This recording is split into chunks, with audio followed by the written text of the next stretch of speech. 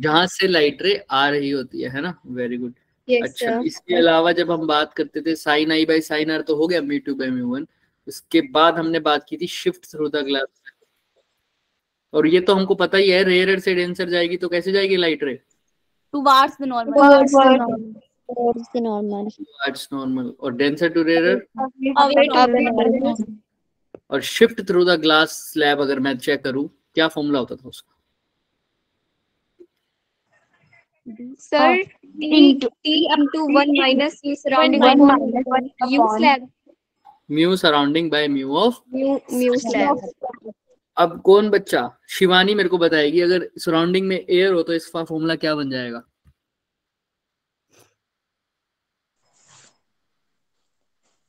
Sir T into 1 minus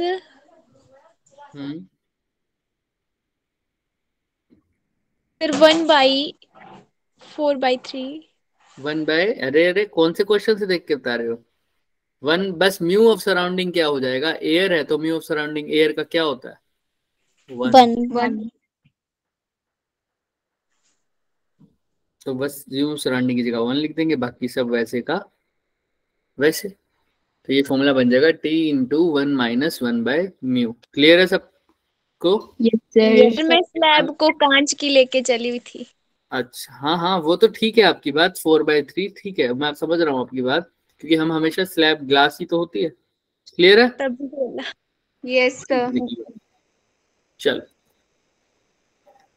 और अब इसके बाद हम बात करेंगे किसकी sir? Total internal reflection. Total internal reflection. Total internal reflection में हम क्या क्या कर सकते हैं बताओ? नहीं, चलो एक छोटा सा पहले, अपेरेंट डेप्थ और रियल डेप्थ में रिलेशन कौन बताएगा? हैंड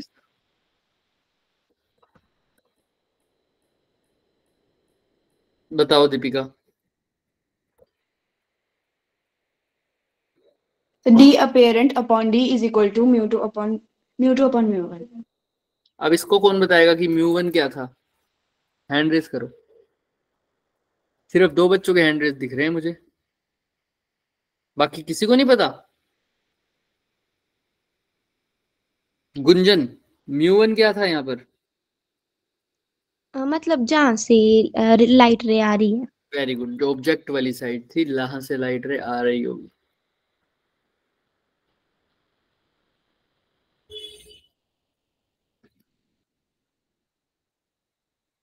क्लियर है सबको? यस तो ये सब हमने कर चुके हैं, हम सब कर चुके हैं। आओ एक क्वेश्चन से स्टार्ट करते हैं। अभी किसी बच्चे ने मुझे बोला था सर वो नॉर्मली देखेंगे तो शिफ्ट नहीं दिखेगा, राइट? ऐसा कुछ था क्या? Yes sir. देखो बच्चे, दिख रहा है क्या शिफ्ट? ग्लास अभी भी, मतलब कॉइन अभी भी ऊपर आता हुआ दिख रहा है क्या आपको? देख रहे हो? क्योंकि लाइट रेज कैसे आ रही है वो देखो ना, कहीं से भी आ सकती है लाइट रे, तो इधर से भी आ सकती है, इधर से भी आ सकती है। जरूरी है उसकी आंखों में सिर्फ ये वाली लाइट रे पड़ेगी? No sir. हाँ प्रीशु, क्लियर है? कोई बात बोल रहे हो? No sir. क्लियर है बाकी सबको? Yes, तो यहाँ sir. पर भी कॉइन को ऊपर उठा दिख रहा था। देखो, when a light enters a denser medium from a rare medium it bends away from the normal. On the other hand it bends away from the normal when light enters to rare to denser. बताओ इसकी में गलती बताओ क्या है पहली 2 लाइनों में?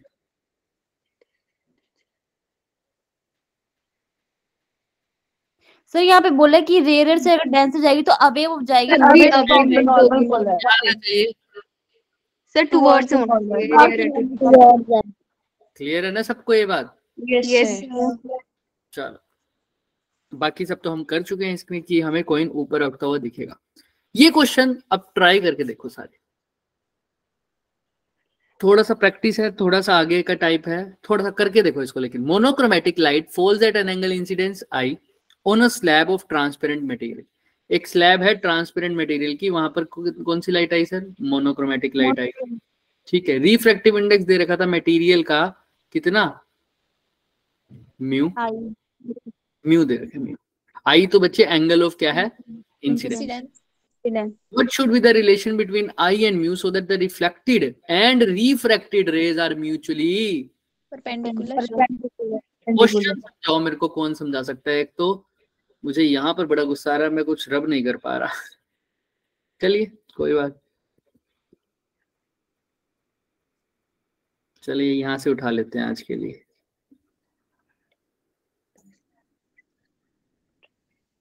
बोलिए, क्वेश्चन समझा रहा था कोई मुझे। हाँ बताओ क्वेश्चन। हाँ प्रीशु, एक ही बच्चे ने हैंड रेज किया और किसी ने नहीं किया। सर सानवी भी है। सानवी, हाँ सानवी बताइए। सर इसमें बोल रहा है मोनोक्रोमेटिक लाइट है जो कि एंगल ऑफ इंसिडेंट पे पड़ रही है, ठीक है। तो उसमें बोला कि जो रिफ्लेक्टिव इंडेक्स है मटेरियल का वो है म्यू फॉर लाइट। तो बोला कि क्या रिलेशन होगा आई और म्यू के बीच, जो जिसमें जो है रिफ्लेक्टेड रे परपेंडिकुलर होगी। किसके? बोला कि जो रिफ्रैक्टेड रे के परपेंडिकुलर और रिफ्लेक्टेड रे। हाँ बिल्कुल बिल्कुल सानवी ठीक बोला है, बिल्कुल। रिफ्लेक्टेड और रिफ्रैक्टेड दोनों कैसा रहे, एक दूसरे के परपेंडिकुलर रहे। आइए रिलेशन बात करते हैं। अब मैं किसी भी बच्चे से पूछ लूंगा, ध्यान से सुनना। यानी इस पूरे फिगर में, इस पूरे क्वेश्चन में दो फिनोमिना हो रहे हैं। एक का नाम क्या है सर? रिफ्रैक्शन और एक रिफ्लेक्शन। एक का नाम है रिफ्लेक्शन और एक का नाम क्या है? रिफ्रैक्शन। ये बात सबको समझ में आई या नहीं आई, पहले तो ये बता दो मुझे। क्लियर है ना सबको? Yes sir. को कोई भी डाउट है तो बताओ। चलो तो देखो, ये अगर मान लो एक ग्लास स्लैब है, यहां से लाइट रे आ रही है, तो सर यहां से तो सर वो रिफ्रैक्टेड भी होगी सर। यहाँ पर आई तो एक नॉर्मल डाला, ये एंगल ऑफ इंसिडेंस, ठीक है। रिफ्रैक्शन बताओ, टुवार्ड्स द नॉर्मल जानी तो ऐसे चाहिए थी, देखो तो रिफ्रैक्शन टुवार्ड्स द नॉर्मल होगा या away from the normal? Sir towards the normal. कौन बताएगा इनके अलावा? ये पता है मेरे को, लग रहा है गलत बोल रहे हैं बाकी सब। हाँ बच्चे बताओ आप। Sir towards the normal. ऐसा क्यों लग रहा है आपको? सर क्योंकि एयर लेस डेंसर है ग्लास के कंपैरेटिवली। बाकी और कोई नहीं बता सकता क्या इनके अलावा? जिया, जिया ये क्या होता है, क्या बताना है? अभी पूछा है वही बताना है, तुमने क्वेश्चन नहीं सुना? आपकी आवाज नहीं सर आओ सर, क्या बताना है बताओ, ऐसे हैं? नहीं, आवाज नहीं आई थी, ऐसे थोड़ी ना बोल रही हूँ मैं। क्वेश्चन सुनो, क्या क्वेश्चन पूछा मैंने? जब लाइट रे रेयर से डेंसर जाएगी तो बताओ कहां पर बेंड होगी? अवे टुवार्ड्स टुवर्ड्स हो या जिया बताएगी? Sir towards the normal. Towards the normal. तो देखो लाइट रे जाना ऐसे चाहती थी, लेकिन थोड़ी सी पास में बेंड करवा देगा इसको, थोड़ी सी पास में कुछ यहाँ, तो ये हो जाएगा angle of refraction. Yes sir. अब अवंतिका बताएगी अगर ये रिफ्रैक्शन हो गया, ठीक है, लेकिन इसने तो दो फिनोमिना बोले थे, एक तो रिफ्रैक्शन भाई और दूसरा रिफ्लेक्शन। तो रिफ्लेक्शन में क्या होगा? लाइट रे कहाँ जाएगी? उसी पॉइंट से बेंड हो जाएगी। वेरी गुड, उसी पॉइंट से क्या हो जाएगी? बाउंस बैक हो जाएगी। बाउंस बैक, ये सही कर। बाउंस बैक मतलब वापस चली जाएगी सर, ऐसे? यस सर, सेम एंगल पे। अभी मैंने बोला था अवंतिका बताएगी कि बताओ एंगल ऑफ रिफ्लेक्शन होगा या एंगल ऑफ रिफ्रैक्शन होगा। अब जल्दी जल्दी अवंतिका आई है? Yes sir. बताओ बताओ। अब लाइट रे रिफ्रैक्ट तो कर गई, तो आई तो हो गया हमारे पास एंगल ऑफ इंसिडेंस, और ये इसको मैं आर बोल देता हूँ, ये क्या हो गया? Angle of refraction. अब ये क्या होगा, इसको क्या बोलूंगा? रिफ्लेक्शन। एंगल ऑफ रिफ्लेक्शन, इसको बोल दो आर डैश। ये क्या हो जाएगा? Angle of reflection. ये किसके इक्वल होगा? आई के, क्योंकि यहाँ पर तो रिफ्लेक्शन हो रहा है सर। रिफ्लेक्शन का फिनोमेना क्या कहता है? Angle I is equal to angle of incidence should be equal to angle of reflection. तो क्या यहाँ पे आर आना चाहिए या आर डैश आना चाहिए? R dash. क्योंकि एंगल ऑफ रिफ्लेक्शन क्या है? R dash. यहाँ तक किसी को कोई डाउट? यस। अब इसने, हाँ बोलो जिसने बोला यस।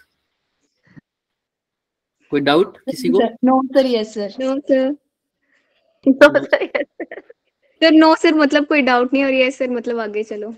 चलो देखो, अब देखो इसमें कंडीशन क्या गिवन हुई है कि ये दोनों रिफ्लेक्टेड रे और रिफ्रैक्टेड रे एक दूसरे के कैसे हैं? म्यूचुअली अभी अगर दूसरे एक दूसरे के परपेंडिकुलर हैं बच्चों, अगर ये एक दूसरे के परपेंडिकुलर हैं तो ये एंगल कितना होना चाहिए? 90 अभी तुमने बताना है आई और म्यू के बीच में रिलेशन। आई क्या है? एंगल ऑफ इंसिडेंस, और म्यू क्या है? ग्लास यानी रिफ्रैक्टिव इंडेक्स ऑफ ग्लास यानी स्लैब। क्लियर है? Yes sir. या उस मटेरियल का जिस मटेरियल की स्लैब है। ठीक है, चलिए बताइए कैसे करेंगे। जो जो तुम्हें पता है सब लगा दो। एक तो लग सकता था लॉ ऑफ रिफ्लेक्शन की एंगल आई एंगल आर। हाँ सर अगर ये रे बेंड ही ना हो, सीधी चले जाए, मतलब बेंड तो हो रही है। दोनों का सेम हो तब भी हो सकता है। रे तो बेंड हो रही है क्योंकि उसने ये तो नहीं कहा ना angle of reflection angle of refraction की इक्वल है। उसने कहा इन दोनों के बीच में 90 डिग्री एंगल है और रिफ्रैक्शन हो रहा है। रिफ्रैक्शन हो रहा है तभी तो बता रहा है रिफ्रैक्टेड रे निकल रही है। Yes sir. उसने ऐसा भी नहीं बोला कि नॉर्मल आया हुआ है सरफेस पे, तो बेंड तो होगी। तो बच्चों सुनो मेरी बात, दो चीजें लग सकती थी, लॉ ऑफ रिफ्लेक्शन या law of refraction. Law of reflection तो मैं लगा चुका, angle I is equal to angle R dash. दूसरा लॉ ऑफ रिफ्रैक्शन क्या होता है? कौन सा लॉ था वो? Snell's law. Snell's law. Snell's law. तो स्नेल्स लॉ लगा दो एक। Yes sir. बताओ साइन क्या? आई बाय साइन तो देखो साइन आई बाय क्या लिखूं? Sine R is equal to, कहाँ जा रही है लाइट? म्यू पर। तो म्यू, और जा कहाँ से रही है? इन एयर से जा रही होगी, कुछ नहीं बता रखा तो क्या बोल दूं? 1। क्लियर है? Yes, sir. अब ध्यान से देखना, sine I by sine R, अब ध्यान से ना, इज इक्वल टू म्यू। अब और क्या कर सकते हैं? सर 90 डिग्री ले लेते हैं को। किसको 90 डिग्री ले लें? Sin R. आर को 90 कैसे ले लें? सर परपेंडिकुलर है ना ये। किसके परपेंडिकुलर है? आर की वैल्यू 90 कैसे लिख सकते हो तुम? सोचो, मेरे को समझाओ कैसे लिख सकते हो अगर तुम्हें ऐसा लग रहा है तो। सर क्योंकि ये बोला हुआ है ना परपेंडिकुलर है ये R और R dash. आर और आर डैश आपस में परपेंडिकुलर नहीं है। ये जो रे है ये आपस में परपेंडिकुलर, रिफ्लेक्टेड रे और रिफ्रैक्टेड रे ये दोनों आपस में क्या हैं? परपेंडिकुलर। तो सर इतना तो मेरे को समझ में आता है कि यहाँ पर एंगल आई अगर एंगल आर डैश के इक्वल है, ठीक है, तो मेरे को इतना ही पता है। ये देखो ये पूरी येलो लाइन है, ये पूरा एंगल कितना बनेगा? ये पूरा एंगल 180। इसके अंदर कौन कौन आ रहे हैं वो गिनवा दो मेरे को। एक तो आ रहा है plus plus R is equal to 180। यहाँ पर तो आर पुट करना था, तो आर की वैल्यू क्या आ सकती है सर? आई। देखो देखो देखो आर की value R dash minus R dash minus R dash पर डैश 90 माइनस 90 माइनस आर। तो आर की वैल्यू क्या आ जाएगी? 90 minus. Minus R dash. Clear है सबको? Yes sir. तो सर अब मैं दो तरीके से कराऊंगा इस क्वेश्चन को। पहले तो ये देखो, यहाँ पर साइन आई की जगह साइन आई लिख दिया। साइन आर की जगह क्या लिख सकता हूँ? 90 minus R dash. Is equal to mu. But R dash किसके इक्वल था सर? आई के। तो मैं यहाँ पर ऐसे लिख सकता हूँ sine I divided by sine 90 minus is equal to mu, है ना? हाँ सर, अभी आपने लिखा साइन 90 डिवाइडेड 90 माइनस आई को कोस आई भी लिख सकते हैं। बिल्कुल बिल्कुल इज इक्वल टू म्यू, है ना? तो साइन 90 माइनस आई फर्स्ट क्वाड्रेंट में आएगा तो इसको क्या लिख सकता हूँ? cos i is equal to mu, that is tangent i is equal to। तो देखो i और mu के रिलेशन में सिर्फ i होना चाहिए या सिर्फ mu होना चाहिए, और मेरे पास दोनों में सिर्फ i है और क्या है? mu। तो ऐसे लिख सकते हो i is equal to tangent inverse of mu. ऐसा भी लिख सकते हो। एक तरीका है। क्लियर है ये सबको? Yes sir. तो देख लो यहाँ पर ये आ गया क्या हमारा आंसर? Yes, sir. देख सकते हो, ये इंसिडेंट रे, ये रिफ्लेक्टेड रे, ये हमारे पास रिफ्रैक्टेड रे। हमने आर डैश को लिखा था एंगल ऑफ रिफ्रैक्शन, इन्होंने सॉरी इन्होंने क्या लिखा हुआ है, इन्होंने, मैं लिख देता हूं, इन्होंने आर डैश को क्या लिखा हुआ है, एंगल ऑफ रिफ्रैक्शन। हाँ रिफ्रैक्शन, बिल्कुल। हमने क्या लिया था इसको, एंगल ऑफ रिफ्लेक्शन। वो हमने अपने तरीके से सोल्व किया, हम लर्न थोड़ी करके रखेंगे हर बार। क्लियर है सबको? ब्रिस्टर एंगल, ब्रिस्टर एंगल, बिल्कुल बिल्कुल ये वैसा ही है, बिल्कुल वैसा ही है बच्चे, इसीलिए तो करवाया है आगे, क्योंकि मैं चाहता हूं कि एक ही टॉपिक में हम ज्यादा कवर कर ले, क्योंकि हमें क्रैश कोर्स स्टार्ट करना पड़ेगा तो हम ये इसको मिस कर देंगे। बट आगे ब्रिस्टर एंगल जब हम पढ़ेंगे तो आपको ये क्वेश्चन याद रहेगा। ठीक है सबको? क्लियर है? ब्रिस्टर एंगल अभी नहीं जानना क्या है, अभी नहीं जानना हमने क्या है, हम आगे पढ़ेंगे, जब हम पोलराइजेशन पढ़ेंगे ना तब पढ़ेंगे। बट ये चीज दिमाग में रखना, अभी समझना ये एक रिफ्लेक्शन से रिलेटेड क्वेश्चन किया हमने बस। क्लियर है सबको? Yes, sir. किसी भी बच्चे को कुछ भी डाउट है इस क्वेश्चन में तो पूछ ले, बाकी सब ठीक है। एक मिनट। देखो देखो आराम से देखो, 1 मिनट देख लो पूरा।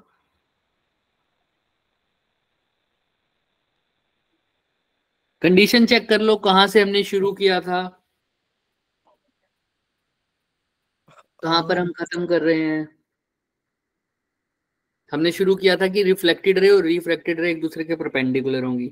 हमने कहा ठीक है, तो यहाँ पर रिफ्लेक्शन भी हो रही है और रिफ्रैक्शन भी हो रही है। तो रिफ्लेक्शन हो रही थी इसलिए angle I angle R dash के इक्वल हो गया। क्लियर है? और रिफ्लेक्शन हो रही थी इसलिए हमने स्नेल्स लॉ लगा दिया। दोनों को कंबाइंड करके देखा, एक लीनियर पेयर तो वो बन ही रहा था, r + 90 + r डैश 180 के इक्वल। तो r और r डैश में क्या लगा दिया हमने, एक रिलेशन लगा दिया बच्चे। ठीक है, अगले पृष्ठ पे चलेंगे। बिल्कुल एक बारी।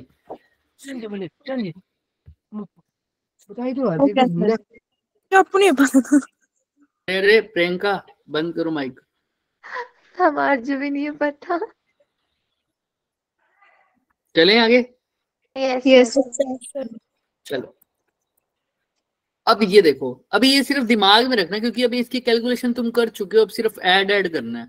तो हम ज्यादा इंपॉर्टेंट टॉपिक पहले डिस्कस करेंगे। अभी हमने स्लैब्स का डिस्कस किया था ना, एक स्लैब से हमें जो डेविएशन मिलती थी, याद है सबको?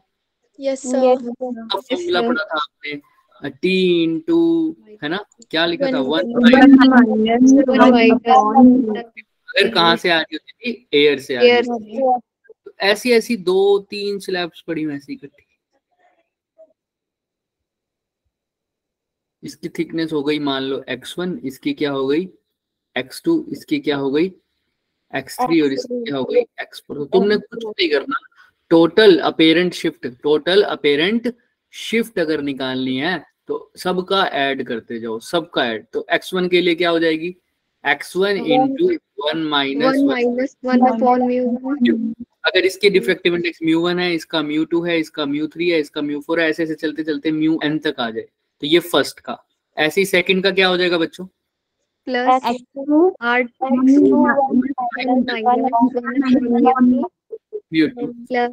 प्लस x3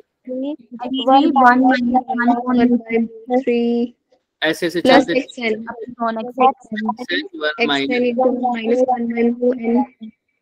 क्लियर है? Where x1, x2, xn are the thickness of the slabs, μ1, μ2, μn are the corresponding refractive indices. Clear है सबको? Yes, sir. सब कुछ गिवन होगा, आपको सिर्फ वैल्यूज पुट करनी है ना। ऐसे ऐसे क्वेश्चंस हम कर चुके हैं, आप कंबाइंड में तो आप कर लोगे ना, सबको ऐड ही तो करना है, सर निकालना उसी तरीके से है जिस तरीके से हमने पहले वाले क्वेश्चंस में निकाला है, बिल्कुल से। ठीक है, क्लियर है सबको? आगे चल सकते हैं ताकि हम अपना मेन टॉपिक हम कवर करें। किसी को इसमें डाउट है तो पूछ लो फिर भी। वन स्लैब वाला सबको पता है ना, हमने अच्छे से किया हुआ है उसके ऊपर तो क्वेश्चंस भी। अब आ जाते हैं हम अपने असली टॉपिक पे, जो किया है टोटल इंटरनल रिफ्लेक्शन। कि क्या हो रहा है आज, इसको कुछ हो चुका है भाई साहब। तुम्हारे सामने से हट गई क्या स्क्रीन? नहीं सर। No sir. तुम्हें सब कुछ सही दिख रहा है? अब ठीक है, दिख रहा है टोटल इंटरनल रिफ्लेक्शन जो मैं लिख रहा हूँ? चलिए सर, देखो इंटरनल की स्पेलिंग सर आप गलत लिख दिए, अब ठीक है, से चल जाएगी। हमने तो बोला टोटल नहीं सर। Internal reflection. चलिए देखिए, एक कंडीशन मैं मान के चलता हूं, अभी मैं लाइट रे कहां से कहां डाल रहा हूं, डेंसर से रेयर। ये मेरा डेंसर मीडियम है, ये मेरा रेयर मीडियम है। तो आप मेरे को बताते जाइएगा कि क्या क्या होने वाला है। देखो ये मेरी बाउंड्री है मीडियम की, इंटरफेस। मैंने, हाँ बिल्कुल इंटरफेस, यहां से मैंने एक लाइट रे फेंक की ऐसी, तो इस पॉइंट पर क्या ड्रॉ करूंगा, एक, नॉर्मल। तो ये क्या हो जाएगा, एंगल ऑफ। इंसिडेंट। अब लाइट रे को जाना तो सर ऐसे चाहिए था सर, हाँ सर, लेकिन जाएगी कैसे, away from the normal. Away from the normal, थोड़ा सा दूर चला जाएगा sir, away from the normal, ऐसे ही जाएगा क्या, yes angle of refraction. Refraction. चलिए चलिए चलिए, थोड़ा सा अब क्या कर रहे हैं, एंगल इंसिडेंस का बढ़ा रहे हैं, थोड़ा सा एंगल इंसिडेंस का क्या कर रहे हैं हम, बढ़ा रहे हैं। तो अगर थोड़ा सा एंगल ऑफ इंसिडेंस हमने बढ़ा दिया तो सर क्या होगा सर, एंगल ऑफ रिफ्लेक्शन बढ़ जाएगा। ठीक है, अब इसको कैसे बढ़ाएं, चलिए यहीं से देख लीजिए, ये हो गया एंगल ऑफ इंसिडेंस, अब थोड़ा सा बढ़ गया, अब क्या हो गया, पैरेलल है सर, थोड़ा सा बड़ा है, याद रखना थोड़ा सा क्या करा है हमने, बड़ा, पहले ऐसे आ रही थी लाइट, अब तो ये इतना एंगल बना रही थी, अब इसके पैरेलल नहीं आ रही सर, ऐसे जा रही है, तो देखो एंगल ऑफ इंसिडेंस क्या हो रहा है, थोड़ा बढ़ गया, दिख रहा होगा है ना, तो वही इस केस में हो रहा है, एंगल ऑफ इंसिडेंस थोड़ा सा बढ़ गया, मैं इसको हटा देता हूँ। चलिए इस चीज की भी प्रैक्टिस हो गई है मेरे को, ऐसे चलाने की भी। लाइन लगाना सीख लिया आपने। भाई सर। थैंक यू, लाइन लगाना तो नहीं सीखा, क्या कर सकते हैं पर। अब ये एंगल ऑफ इंसिडेंस है मान लो, तो फिर लाइट रे को ऐसे जाना चाहिए था सर, लेकिन जाएगी थोड़ी सी बेंड होके, राइट या नो, यस सर। है ना, तो अब थोड़ा सा बेंड कर दें अवे फ्रॉम द नॉर्मल, थोड़ी सी और अवे, क्योंकि देखो एंगल ऑफ इंसिडेंस बढ़ा है, एंगल ऑफ रिफ्रैक्शन भी बढ़ जाएगा, चेंज हो जाएगा। अब ये जाना ऐसे चाहती थी, थोड़ा सा और बेंड होगी, कुछ ऐसे बेंड होगी क्या, यस सर। अब क्या कर रहे हैं सर, एंगल ऑफ इंसिडेंस और बढ़ा रहे हैं, आइए सर और बढ़ा देते हैं सर, अब एंगल ऑफ इंसिडेंस थोड़ा सा और बढ़ा दो सर, यहाँ पे फिर से क्या डालूंगा सर, नॉर्मल। ये हो गया एंगल ऑफ इंसिडेंस, अब जाने तो इसको ऐसे चाहिए था सर, अब फिर से क्या हो जाएगा सर, थोड़ा सा बेंड हो जाएगा। बेंड हो जाएगा, थोड़ा सा और दूर, थोड़ा सा और दूर, कुछ ऐसे जाएगी अब, हाँ या ना। Yes sir. अब तीसरी लाइट रे फिर से आएगी, थोड़ा थोड़ा सा देखो, धीरे धीरे मेरी लाइट रे कैसे बेंड हो रही है, कोई बता सकता है, टुवर्ड्स द डेंसर मीडियम। हाँ, यानी इस इंटरफेस के पास जा रही है, ये देखो मेरी पहली रिफ्लेक्टेड रे थी, राइट, इसकी डायरेक्शन, यस ये सर। दूसरी रिफ्लेक्टेड रे है, इसकी डायरेक्शन देखो, ये थोड़ा सा बाउंड्री के पास नहीं आ गई, और Yes, तीसरी sir. बाउंड्री के और पास आ गई सर, अब चौथी अगली वाली छुई जाएगी। हाँ अगली वाली बिल्कुल बाउंड्री के क्या हो जाएगी सर, छू जाएगी, Parallel. बिल्कुल Parallel चलो, हो जाएगी। तो ये लाइट रे Aligned आई ऐसे, यहाँ पर एक नॉर्मल डाला सर, ये हो गया अब एंगल ऑफ इंसिडेंस, अब जो लाइट रे आएगी वो बिल्कुल इसके कैसे चली जाएगी, Parallel. पैरेलल चली गई, बाउंड्री के बिल्कुल कैसे चली गई, पैरेलल चली गई। बाउंड्री दिखाने के लिए मैं आपको एक रेड से थोड़ा सा एक्सटेंड भी कर देता हूँ, ये बाउंड्री के ही पैरेलल गई है, ठीक है। तो अब बताओ इस वाली रे का, ये था ना इसका नॉर्मल, ये Yes, इस sir. पर- Yes, sir. बताओ अगर अभी भी, मैं तो ये नहीं कह रहा वापस आई है क्या उस मीडियम में, No, sir. नहीं है तो अभी भी रिफ्रैक्शन, अभी भी क्या है, रिफ्रैक्शन है, तो ये हो गया एंगल ऑफ इंसिडेंस, तो ये पूरा क्या हो जाएगा, angle of Refraction. Refraction. Angle क्या होता था, नॉर्मल रिफ्रैक्टेड रे के साथ जो एंगल बनाए, इस केस में नॉर्मल रिफ्रैक्टेड रे के साथ कितना एंगल बना रहा है, 90 degree. ये हो गया, हाँ ये हो गया नॉर्मल, ये क्या हो गई सर, Refracted. ठीक है, क्लियर है। Yes, sir. इस केस के जस्ट बाद अब क्या होगा अगर थोड़ा सा भी और बढ़ा दिया तो? वापिस डेंसर में आ जाएगी। क्या होगा?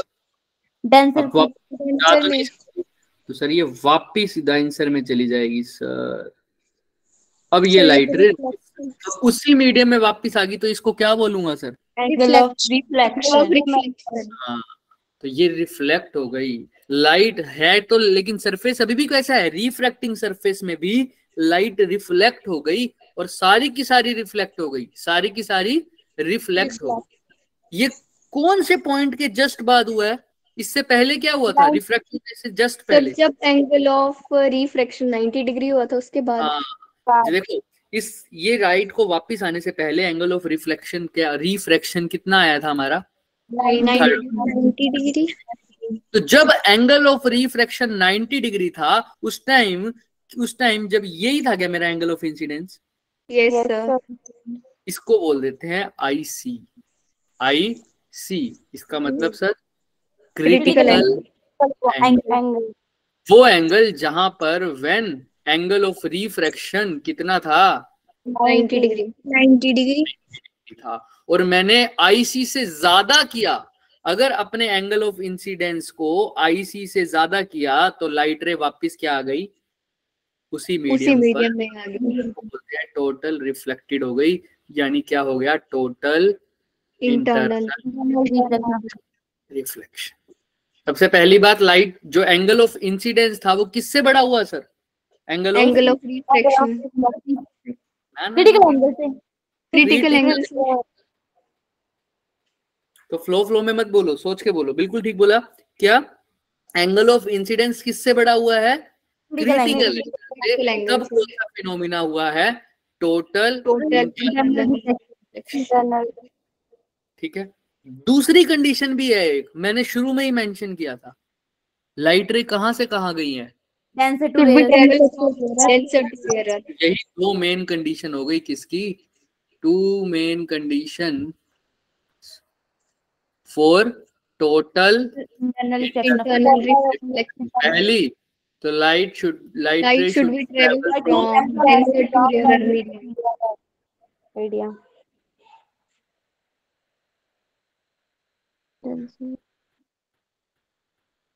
To rare. Second, Incidence angle should be greater than critical angle. very should be Greater than critical angle.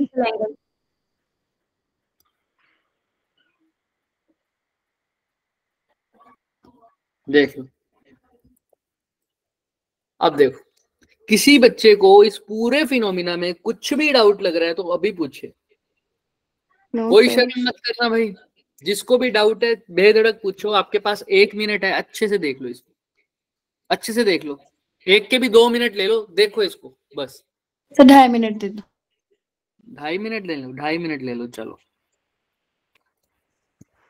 Thank you sir. कोई बात नहीं, देखो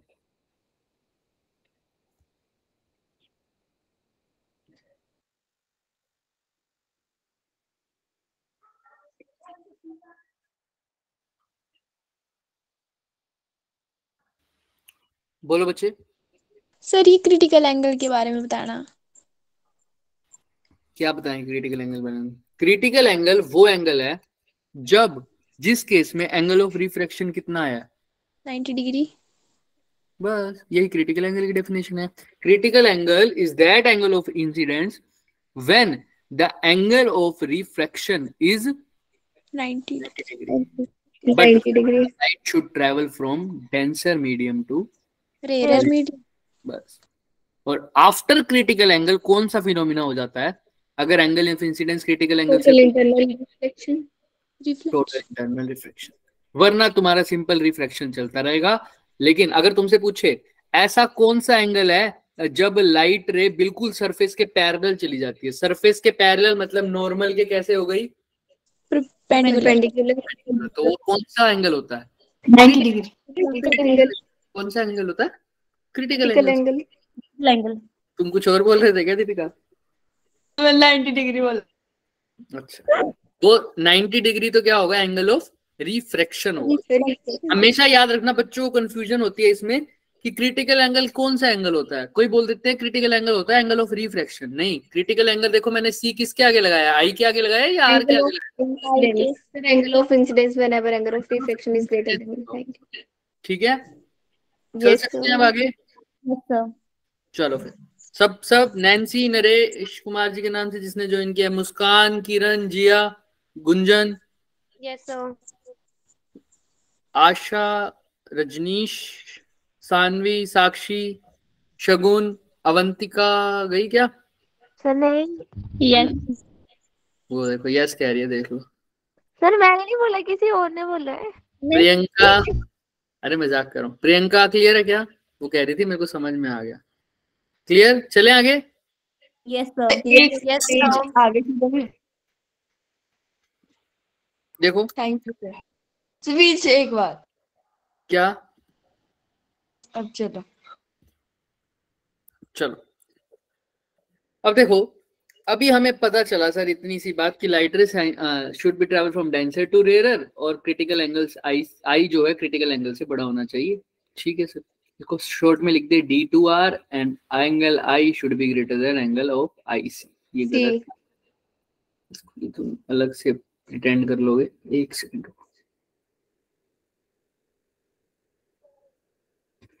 अब ठीक है। चलिए अब एक बात बताओ मुझे, अगर लाइट रे डेंसर से रेयर जा रही है और क्रिटिकल एंगल है, क्या है? Critical angle. एंगल I किसके इक्वल है? एंगल IC के। इफ तो स्नेल्स लॉ लगाना क्या होगा? Sine I by sine R is equal to क्या लिखोगे? ये है हमारा इंसिडेंस एंगल यानी क्रिटिकल एंगल है। इस टाइम पर लाइट रे कैसे जाती है? बिल्कुल सरफेस के पैरेलल यानी नॉर्मल के परपेंडिकुलर। तो एंगल ऑफ रिफ्रैक्शन की जगह तो बाद में लिखेंगे। ये डेंसर है, ये रेयरर है। ठीक है, डेंसर मीडियम का रिफ्रैक्टिव इंडेक्स है म्यू और रेयरर का है मान लो म्यू नॉट। इसको म्यू1 म्यू2 भी मान सकते हो, लेकिन मैं रेयरर को एक बार के लिए क्या मान रहा हूँ? एयर। मैं रेयरर को एक बार के लिए क्या मान लेता हूँ? अरे ये क्या हो रहा है भाई? जादू। तुम्हें नहीं दिखता, मुझे दिखता है यहाँ पर। मैं बोलती हूँ, एक बार धो के देखो इसको। सर फैक्सल लेना सर, ज्यादा अच्छा है। अब देखो एयर, ठीक है, तुम चाहो तो म्यू2 म्यू1 भी लिख सकते हो। एयर को क्या लिख दो? म्यू1, तो कोई भी दिक्कत नहीं है। चलिए तो अब sine I by sine R, light ray कहाँ जा रही है? ऊपर क्या लिखूं? सर ऊपर 1 या म्यू1 कुछ भी लिख सकता हूँ। अभी के लिए मैं 1 लिख रहा हूँ क्योंकि एयर है। नीचे क्या लिखूं? म्यू। सिंपल। लेकिन अगर ये IC है, साइन IC, तो साइन R की जगह क्या लिख सकता हूँ? 90 डिग्री। 1 by mu. तो साइन IC किसके इक्वल हो जाएगा? साइन 90 तो क्या होगा? 1। तो ये साइन IC 1 बाय म्यू के, तो IC किसके इक्वल आ जाएगा? Sine inverse 1 by mu. ये क्रिटिकल एंगल की वैल्यू हो गई। अगर तुम्हें अगर डेंसर मतलब डेंसर से एयर में जा रहा है, डेंसर से एयर में जा रहा है, तो simple sign inverse of 1 by mu निकाल दो, वही उस सरफेस के लिए क्या हो जाएगा? Critical angle.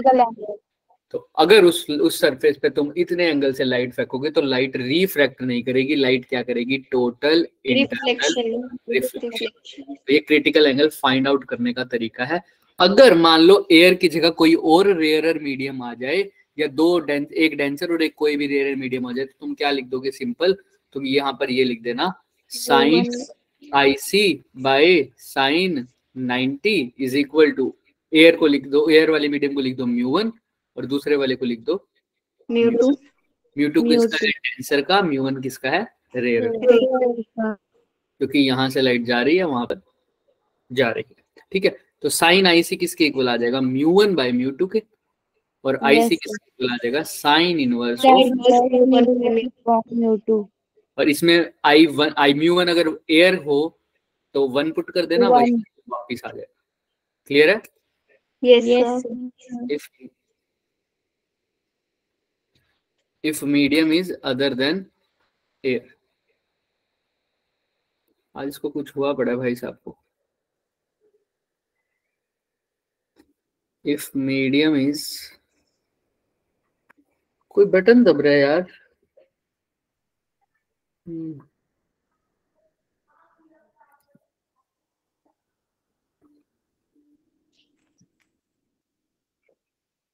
नहीं हुआ ठीक। हो गया। Medium is other than air. चलिए, किसी को कोई डाउट इसमें? No sir. ठीक है, तो ये क्रिटिकल एंगल निकालने का तरीका हो गया हमारे पास। अब फॉर एग्जांपल ये क्वेश्चन है, इसमें मीडियम का रिफ्रैक्टिव, वही डेंसर मीडियम का रिफ्रैक्टिव इंडेक्स दे रखा है कितना, 2/√। तो आपसे क्या पूछा है क्वेश्चन में? Sir 60 degree. क्या बताना है? 60 डिग्री। हाँ यस सर। देखते हैं, मेरे को नहीं पता, चेक करो तुम। बाकी सबको बताओ मीडियम का रिफ्रैक्टिव इंडेक्स कितना दे रहे हैं बच्चों? म्यू की वैल्यू दे रही है 2/√3। तो तुमसे पूछा है आईसी की वैल्यू, ये तो बहुत आसानी से निकल जाएगा। कैसे निकालोगे? Sir IC is equal to sine inverse 1/μ by mu, मतलब √3/2। Sine IC is equal to 1/μ। तो साइन आईसी तो निकालना ही है सर। 1/μ क्या लिख देंगे? 1/μ यानी 2/√3 डिवाइड में तो कहाँ आ जाएगा? तो साइन आईसी √3/2 कब होता है? जब आईसी कितना होगा? 60 डिग्री। ऑप्शन नंबर 2 क्लियर है? Yes sir. किसी बच्चे को इसमें कोई डाउट है तो ये मत समझना सर सबने बता दिया आसान आंसर है, मेरे को नहीं आया, चुपचाप बैठे हो। नहीं, ऐसा कुछ नहीं होना चाहिए। देख लो, किसी को कोई डाउट है तो पूछो। No sir. क्लियर है? चले आगे, आइए। यस।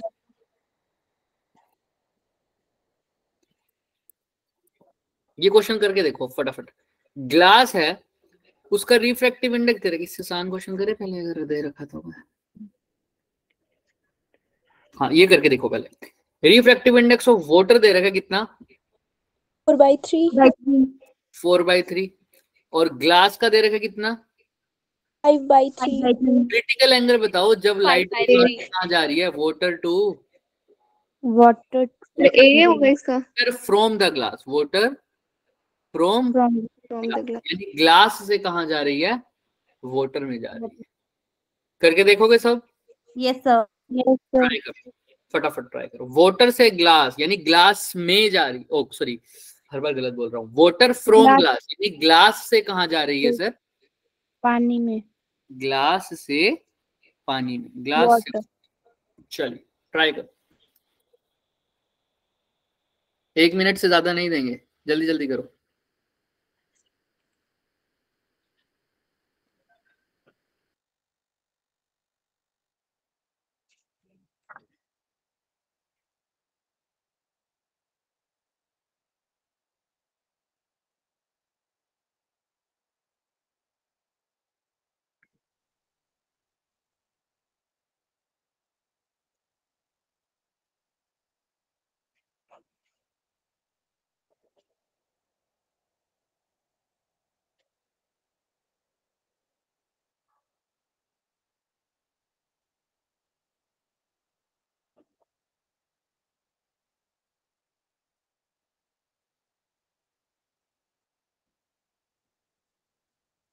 चलिए भाई, बहुत सारे बच्चों का आंसर आ गया। हाँ दीपिका, हैंड रेस क्या हुआ? कुछ पूछना है? नहीं सर, ऐसे हो गया था, जब होना करना होता तो होता नहीं, ऐसे हो गया। ठीक है, आइए। तो क्या इक्वेशन लगाइए? Sine I by sine IC is equal to μ1/μ2। हाँ, यहाँ पे एयर नहीं है ना, देखो ग्लास एयर नहीं है। कौन सा मीडियम है? रेयर वाटर है सर। तो sine IC is equal to क्या लिखोगे? μ1/μ2। μ2 क्या है सर? 3/5। μ1 क्या है? जहां पर लाइट रे जा रही है ना? 4/3। 4/3 या 1/3? 4/3। μ2 कितना है? 5/3 गया। तो साइन आईसी किसके इक्वल आ जाएगा? 4/5 4/5 I is equal to sin inverse 4/5. बहुत आसान क्वेश्चन, इससे आसान क्वेश्चन आ भी नहीं सकते और ये तो आएंगे भी नहीं, सोचना ही मत ये क्वेश्चन आ जाएगा तुम्हारा, लाए कहाँ से सर? है ना। ये तो मतलब कभी कभी नीट में आ जाता है, अब तो नीट में भी मेरे को नहीं लगता आएगा, तो ये तो सिर्फ बेस बनाने के लिए था। हम नीट का पेपर देते हैं सर। अब तो नीट में भी नहीं आएगा, नीट भी मुश्किल होने लग गया। अब ये क्वेश्चन करो। बायोलॉजी पढ़ो। सीधे बोलो, आपसे नीट भी नहीं होगा। नहीं नहीं ऐसी बात नहीं है, नीट तो हो जाएगा तुमसे, बट अब मैं कह रहा हूँ नीट का लेवल भी बढ़ चुका है, ये वाला क्वेश्चन नीट में नहीं पूछे। देखो ग्लास हैज, ये क्वेश्चन अच्छा है, पढ़ो इसको। Glass has refractive index mu with respect to air, ठीक है। Glass has refractive index mu with respect to air यानी refractive index of glass with respect to air, ऐसे ही लिखते हैं ना, याद है ना सबको, मैंने बताया था। ये कितना दे रखा है, म्यू। अब ध्यान से देखना, and the critical angle of light from glass to air, यानी अगर लाइट रे ग्लास से कहाँ जा रही है सर, एयर तो कितना क्रिटिकल एंगल है उसका, आईसी किसके इक्वल है, थीटा। वो बोल रहा है। अब अगर यही लाइट रे कहाँ से कहाँ जाए, एयर टू ग्लास कितने एंगल पर, उसी एंगल पर, थीटा पर, यही थीटा एंगल पर एंगल ऑफ इंसिडेंस हो जाए थीटा। लेकिन अब डेंसर से रेयर नहीं जा रही सर, रेयर से बोला है उस केस में क्या हमने टोटल इंटरनल रिफ्लेक्शन पढ़ा है क्या? No sir. तो वो तो पूछा भी नहीं उसने, उसने पूछा है बताओ उस केस में एंगल ऑफ क्या क्या होगा, रिफ्रैक्शन। क्वेश्चन समझ में आया क्या? Yes sir. है ना, क्या गिवन है सबको पता है, इसमें टोटल इंटरनल रिफ्लेक्शन का यूज होगा शुरू में, लेकिन तुमको निकालना क्या है, जब लाइट रे इंसिडेंस हो रही है एयर से ग्लास में, तब एंगल ऑफ रिफ्लेक्शन बताना है। ट्राई करो एक बारी पहले खुद, 1 मिनट लो, और इसको क्वेश्चन समझ नहीं आया पहले वो पूछ लो। आ गया सबको क्वेश्चन समझ? ऋषिका, प्रियंका, प्रिंशु, पायल, रीमा, क्वेश्चन समझ में आ गया? नैन्सी? Yes sir. सर एक बार चलो फिर बता देता हूँ। देखो लाइट रे ग्लास से एयर जाती है अगर, तो एंगल ऑफ क्रिटिकल दे रखा है, यानी क्रिटिकल एंगल दे रखा है कितना, थीटा। थीटा। लेकिन यही एंगल पर अगर लाइट रे को कहां से कहां भेजू, एयर से ग्लास में, तो उस केस में पूछा एंगल ऑफ रिफ्रैक्शन क्या होगा। तुम्हें दे रखा है refractive index of glass with respect to air. करिए, ट्राई करिए एक बारी, 1 मिनट का समय है, हैंड रेस कर देना जिसका हो जाए।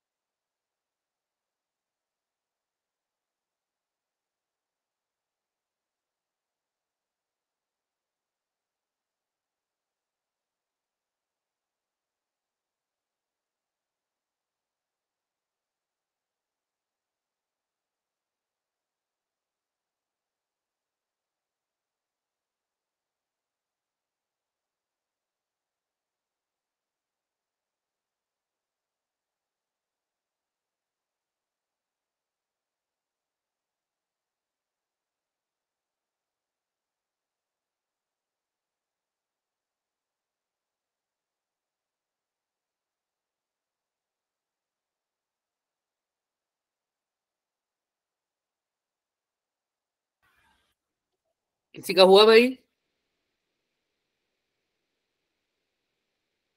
कोई बात नहीं, देखो थोड़ा सा हिंट ले लो।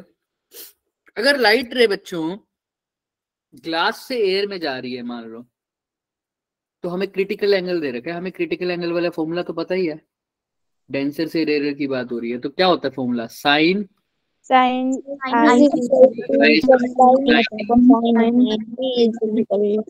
लास्ट से एयर में, तो सिंपल लिख दो 1/, 1/μ. तो यहाँ पर सीधे लिख सकते थे sine IC is equal to 1/μ। और IC क्योंकि साइन 90 तो 1 होता है, IC कितना दे रखा था? Theta. थीटा तो साइन थीटा किसके इक्वल है? 1/μ। इतना तो समझ में आ गया सर, हाँ या नहीं? चलो, इससे तो हमें सिर्फ इतना ही समझ में आ रहा है सर, तो इसको तो यहाँ साइड में रख दो। अब आ जाओ कहाँ पर, कौन से कौन से पे? Air to glass. Very good, air to glass मतलब रेयर टू डेंसर। यहाँ पर भी रिफ्रैक्शन तो हो रहा है, टोटल इंटरनल रिफ्लेक्शन नहीं हो रहा, लेकिन रिफ्रैक्शन तो हो रहा है क्योंकि मीडियम चेंज हो रहा है सर। तो यहाँ पर जो हमें रिफ्रैक्शन का लो है वो लिख देते हैं। रिफ्रैक्शन का लो क्या है? Sine I by Sin R is equal μ2 क्या था सर? जहां से लाइट रे, जहाँ पर R is equals to 1/μ². हाँ देखो एक बार देखते हैं आंसर, नहीं अभी, अगर जिसका आ गया वो वेरी गुड। कितना बोल रहे हो तुम? Sir R is equals to sin inverse 1/μ². Check करते हैं। अभी हमने देखा है μ2 क्या है? जहां लाइट रे, जहां से लाइट रे जहाँ को लाइट रे आ रही है, जहां जा रही है ना? जहाँ और को ये जा रही है, जहाँ से से तो आओ साइन I तो हमें पता है कितना दे रखा है, उसने कहा है कितना लेना है? Angle of 1/μ. Theta, 1/μ theta. Theta लेना है। हमने कहा ठीक है। साइन R तो पूछा ही है, रिफ्रैक्शन एंगल। μ2 कहाँ जा रही है अब लाइट रे? रेयर से डेंसर मतलब कहाँ जा रही है? ग्लास में। उसका रिफ्रैक्टिव इंडेक्स कितना गिवन है? μ1 क्या है सर? एयर से जा रही है तो 1. तो sine theta by R is equal to 1/μ। और साइन R क्या आ जाएगा सर? साइन थीटा बाय, यहाँ तक किसी को डाउट? No sir. पक्का? एवरीबॉडी देख लो। Yes. चलो तो सर अब तो तुम समझ ही गए होगे, किसकी वैल्यू पुट कर दूं? Sin 1/μ. साइन थीटा की। साइन थीटा कितने के इक्वल है? 1/μ। साइन थीटा की जगह 1/μ पुट करो, एक म्यू पहला भी था, तो ये क्या आ जाएगा? 1/μ². तो R कितना आ गया? sin inverse 1/μ². वेरी गुड, ये जिसने भी सोल्व किया था वेरी गुड। क्लियर है सबको? Yes, sir. sir. किसी को कुछ भी डाउट है, ये क्वेश्चन आ सकता है। ये क्वेश्चन अच्छा क्वेश्चन है, ध्यान से देखो। वो बेस करना वाला क्वेश्चन हमने सिर्फ इसीलिए किया था ताकि आपका बेसिक सही रहे। तो ध्यान से देखो, इसमें पूछा नहीं है इसने टोटल इंटरनल रिफ्लेक्शन, इसने टोटल इंटरनल रिफ्लेक्शन का यूज किया है। और ऐसे क्वेश्चन जेई वालों के फेवरेट होते हैं, एक ये वाले और एक मिक्स्ड कंसेप्ट, जिसमें एक इस चैप्टर से पार्ट उठाया, एक इस चैप्टर से उठाया, दोनों को मिक्स कर दिया। ठीक है, एक तो वो ये वाला क्वेश्चन भी आ सकता है, इसमें यूज हुआ है कंसेप्ट का सिर्फ। क्लियर है सबको? देख लो अच्छे से। चलें आगे या देखना है इसको अच्छे से एक बार और? मेरे को देखना है। देखो देखो, जिसको भी कोई डाउट है तो पूछते रहो।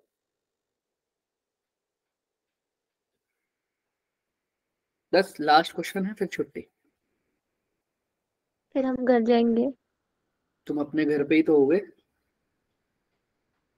पार्ट तो छुट्टी जा रहे हो? नहीं, तो छुट्टी की बात है ना, छुट्टी तो छुट्टी क्लास से छुट्टी इस वाली। अभी चलो सर, हो गया। ठीक है भाई, हो गया क्या क्वेश्चन? ये क्वेश्चन था एक, इसका हिंट देके छोड़ेंगे, लेकिन देखते हैं अगर हो पाए, क्योंकि यहाँ ये कंसेप्ट भी इसीलिए लाया हूं मैं, ध्यान से सुनना, क्योंकि ये भी एक नए कंसेप्ट को बुलाता है। जैसे याद है पिछली बार अभी एक बच्चे ने, मैंने एक क्वेश्चन करवाया था शुरू में, बच्चे ने फटाफट पकड़ लिया कि ये कंसेप्ट कौन सा है सर? ब्रूस्टर एंगल का बोला था ना किसी ने कमेंट में? जिया ने बोला था। हाँ, ऐसे ही ये भी एक नए कंसेप्ट के बारे में बताएगा हमें, कि जिसको हम अभी कवर नहीं कर पाते, लेकिन वो जरूरी है। देखो, एक लाइट रे आ रही है सर, ग्लास फाइबर के वन एंड से, एयर से आ रही है, आपको दिख रहा है, और ग्लास पे जा रही है, दिख रहा है ना? Yes, sir.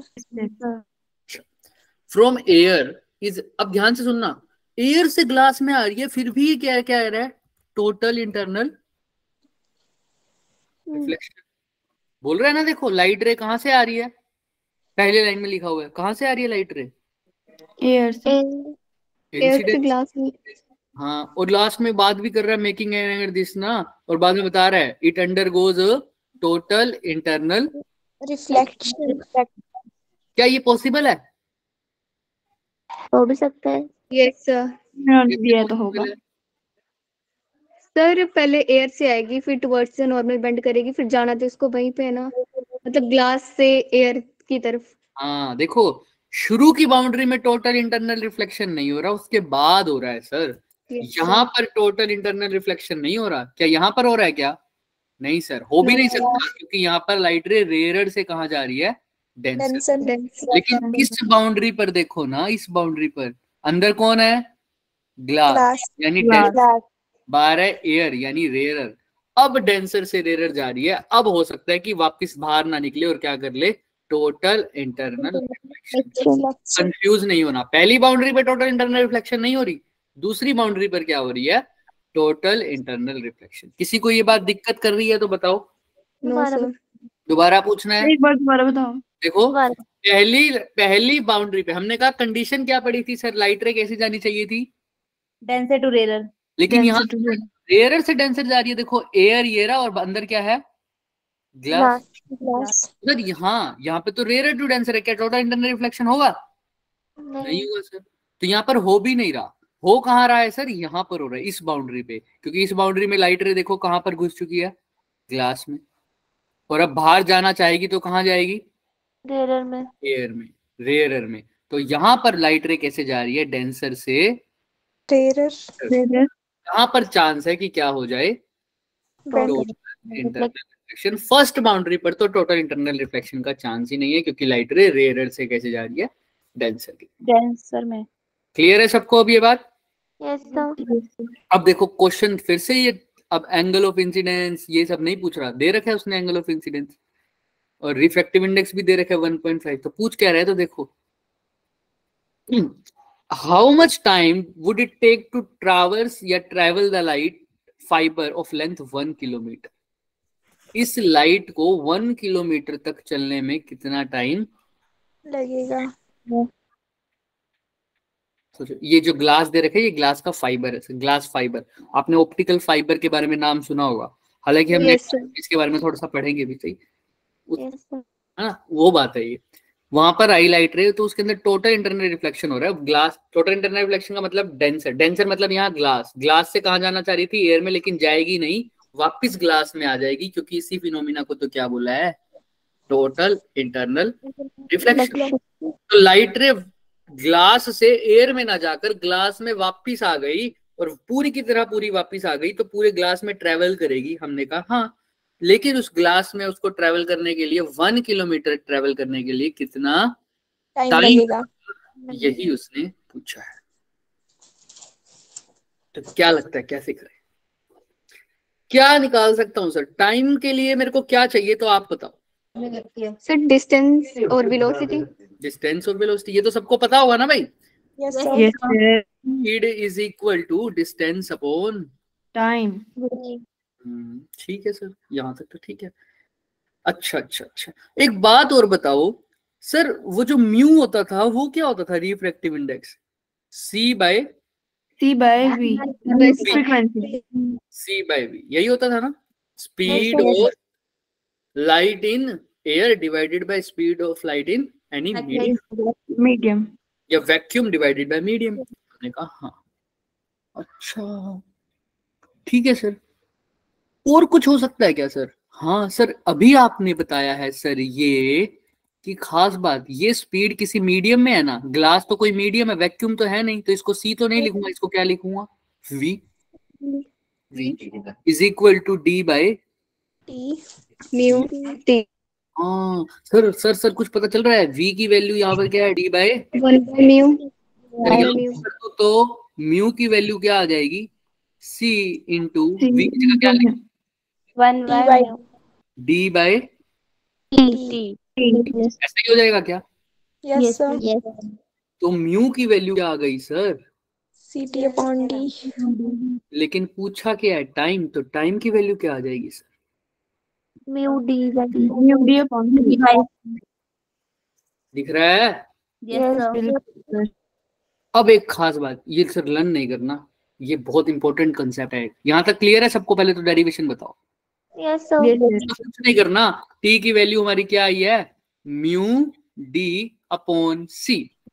म्यू कितना है सर? आपको गिवन है, रिफ्रैक्टिव इंडेक्स पता है ना? 1.5 हाँ, डी भी पता है सर, कितना किलोमीटर है, 1 किलोमीटर। और स्पीड तो आपको पता ही है।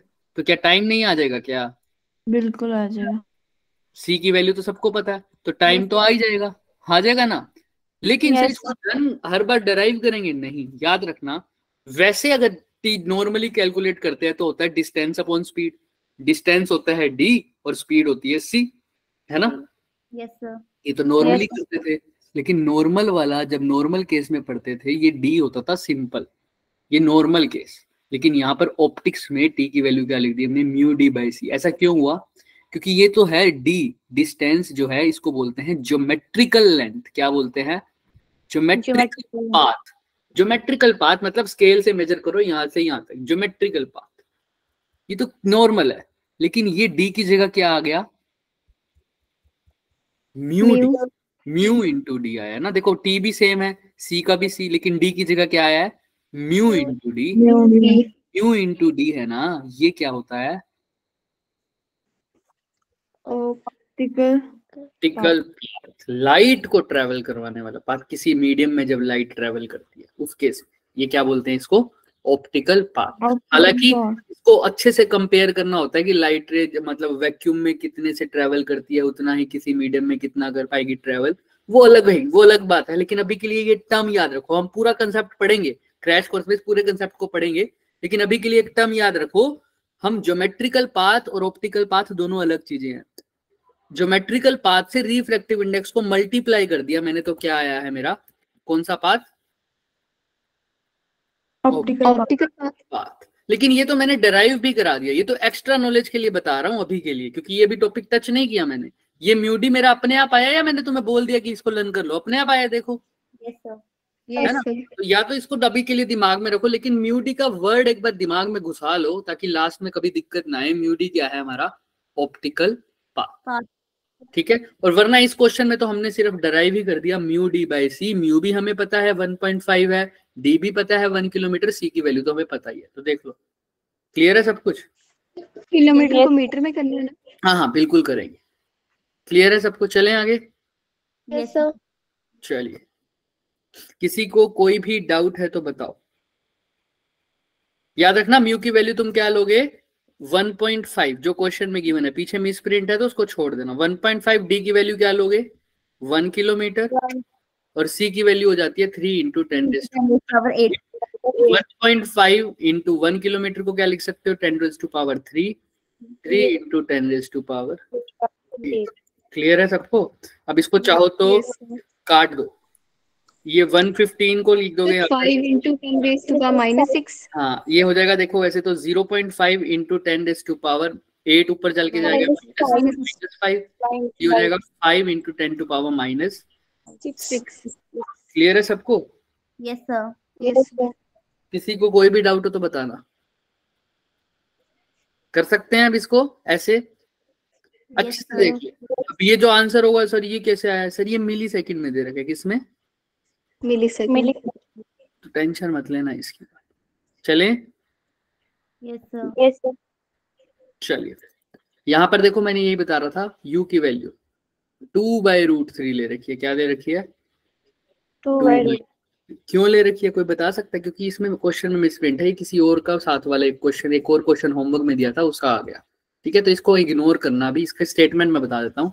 इसकी स्टेटमेंट थी, इसमें हमें दे रखा था क्रिटिकल एंगल। क्या गिवन था? Critical angle. और हमें दे रखा था कितने डिग्री? 60 डिग्री। और हमसे पूछा था बताओ लाइट को ट्रेवल करने में कितना, वो भी 1 किलोमीटर ट्रेवल करने में कितना टाइम लगेगा। तो इस क्वेश्चन में भी अप्रोच तो बिल्कुल सेम लगेगी। टाइम का फॉर्मूला यही, क्या? म्यू डी बाय सी। म्यू डी बाय सी। टी की वैल्यू तो हमें निकालनी है, डी की वैल्यू दे रखी है 10⁻³ और सी भी पता है तुम्हें 3 × 10⁻8। बात आ गई म्यू। म्यू नहीं दे रखा, लेकिन म्यू की जगह इसने क्या दे रखा है? क्रिटिकल। और क्रिटिकल एंगल का फॉर्मूला तुम्हें पता ही है, sin IC = 1/, sin IC अगर दे रखा है sin 60 तो कितना हो जाता है? √3/2। तो म्यू की वैल्यू क्या आ जाती है बच्चे? 2/√3। तो वही इसने यहाँ पुट कर दी। ये इस क्वेश्चन की स्टेटमेंट है, ठीक है, इसीलिए मैंने बोला था इसको इग्नोर कर। डन? किसी को कोई डाउट? No sir. 2 क्वेश्चन हो गए। चलो, फिर भी किसी को कोई डाउट है तो पूछ लो। ये क्वेश्चन भी अच्छा क्वेश्चन है, लास्ट क्वेश्चन था ये, इसके बाद कुछ नहीं करना, पर आप इस क्वेश्चन को अच्छे से देख लो। मैं यही हूं, अभी हमारे पास 1 मिनट है, फटाफट देख लो, वरना हम समराइज कर दें एक बार फटाफट। आइए, हमने अभी पढ़ा। हाँ बस रुक जाओ, एक बार रुक के जाना, मैं बोल दूंगा सर। सबसे पहले लाइट रे कैसे जानी चाहिए टोटल इंटरनल रिफ्लेक्शन के लिए? डेंसर टू रेयर, और angle of incidence should be greater than critical angle. और साइन IC की वैल्यू क्या होती है अगर एक मीडियम एयर हो? अगर एयर की जगह कोई और हो तो क्या लिखोगे? μ2/μ1। μ1/μ2 भी लिख सकते हो, कोई दिक्कत नहीं है। याद रखना μ1 कौन सा है? एयर वाला है ना? Yes sir. ठीक है, किसी को कोई डाउट? No sir. और म्यू की वैल्यू क्या होती है तुम्हें पता है? sin इनवर्स है ना? चल सकते हैं हम? Yes sir. Yes sir. Optical path को कैसे निकालेंगे? ज्योमेट्रिकल पाथ अगर डी है, म्यू से क्या करोगे? मल्टीप्लाई μd Clear है? t × c। Yes sir. हाँ हाँ बिल्कुल। चले आगे? Yes sir. जा सकते हो बच्चे, लेकिन किसी को लास्ट क्वेश्चन में डाउट है तो वो अभी रुक जाओ, वरना बाकी सब जा सकते। Thank you sir. Thank you. Last question की मैंने स्टेटमेंट लिख दिया है, इसका आंसर मैंने अलग अलग दे रखा है। सबको समझ में आ गई ना? लास्ट क्वेश्चन मैंने अलग से दिया था जो आंसर, कंपेयर मत करने लग जाना इसको, ठीक है बच्चे? Thank you. क्लास है आज? नहीं, अब तो सिर्फ सीधा क्रैश कोर्स होगा। और सबसे पहले चैप्टर जो होगा, तुम लोग जो पूछ रहे थे, वो कौन सा होगा बच्चे हमारा? मैंने बताया था किसी को, ड्यूअल नेचर बताना। ड्यूअल नेचर कौन सा होगा? ड्यूअल नेचर, ठीक है। पर ड्यूअल नेचर कौन सा चैप्टर है? Dual nature of matter and radiation. तुम शायद उस टाइम एब्सेंट थे बच्चे, पूरी मॉडर्न फिजिक्स तुमने नहीं लगाई है ना? हाँ, तो dual nature of matter and radiation सबसे आसान चैप्टर भी माना जाएगा, लेकिन सबसे स्कोरिंग चैप्टर भी है। सर तो यही कोर्स एक दिन में एक चैप्टर करवाओगे या फिर कैसे? नहीं, 2 दिन में मैक्सिमम करेंगे हम, 2 या 2.5 दिन में, ठीक है? कम से कम 1 दिन में। कब से करो स्टार्ट? परसों से। सर टाइमिंग क्या होगी? टाइमिंग यही जो है, 1 घंटे में होगा। तभी तो 2 दिन नहीं गए, वरना 1 दिन में करवाते। नहीं ठीक है, 2 दिन ठीक है। चलो ठीक है बच्चों, अभी फोन आ गया मेरे पास, चलिए। Okay sir. Good night sir. Hello, good night sir.